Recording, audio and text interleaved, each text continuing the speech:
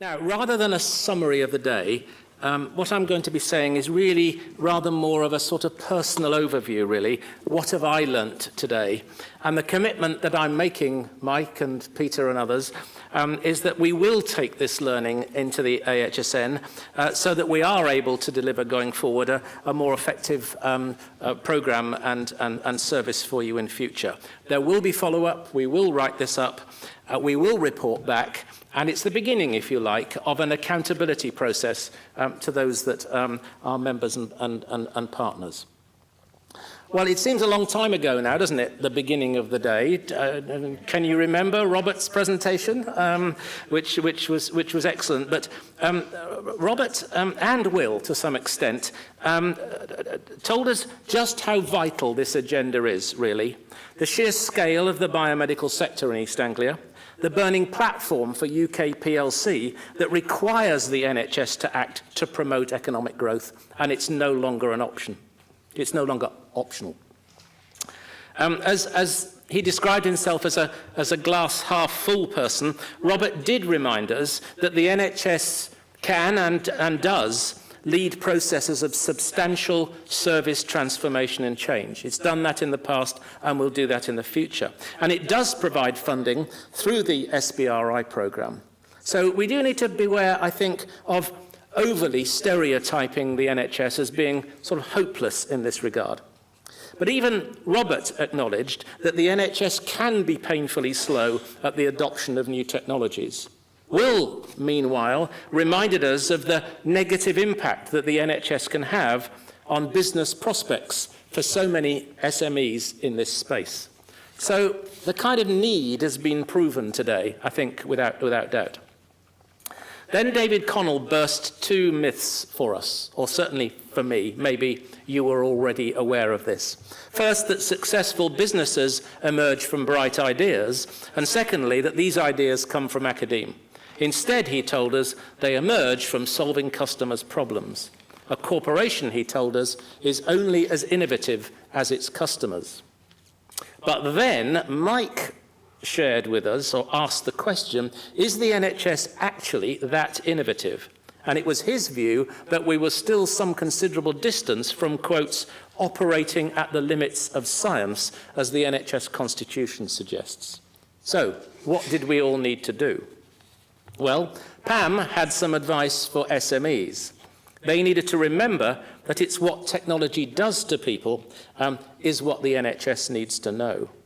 And it was interesting that Kirstin's talk generated over lunch amongst the group of senior players I was with from the NHS, the importance of making sure that a lot of this innovation is focused where both money can be saved and quality improved simultaneously.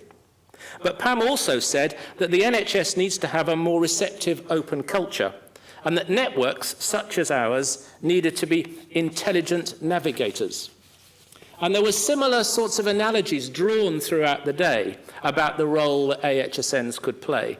We heard matchmakers, brokers, being the main front door, the shop window, the bridge, even the concierge. But we were reminded by Tim, Bruce and Mo that we needed to give people back their own data. Not only would this be the main means whereby services for people could be truly integrated in an increasingly specialised world, but it would enable innovators to get access to add value.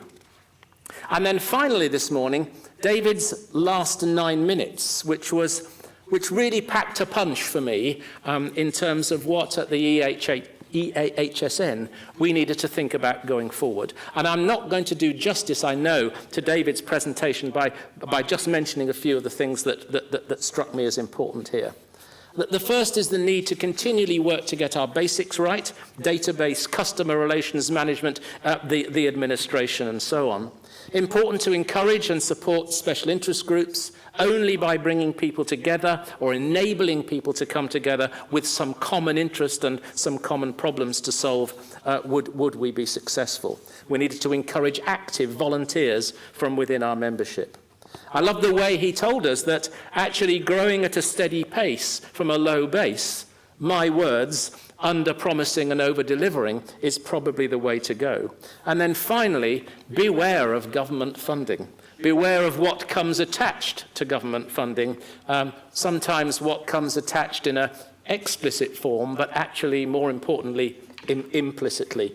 And that our success as a network going forward is going to be judged by the membership, and that's what we needed to take it, into account, and begin a process that enables us to liberate ourselves from government funding so that we can work in your interests alone. So that's really, those were my reflections on the day. I'm sure you've got your own, and a lot of what's been said by the group facilitators is going to be a really important part of what we will take into our discussions that we're going to begin on Monday. So I just want to say now a very big thank you to Phil and the team around him, mostly from the AHSN, but other people too who played in to help design the day, help identify people who could come and speak for us, and so on and so forth. I think it's been tremendous, so thanks very much. And thank you to you all who are still here in the audience for sticking with us, and do have at least a reasonable journey home. It's a pretty miserable night out there on a Friday, so I hope you get home in reasonable time and safely. Thanks.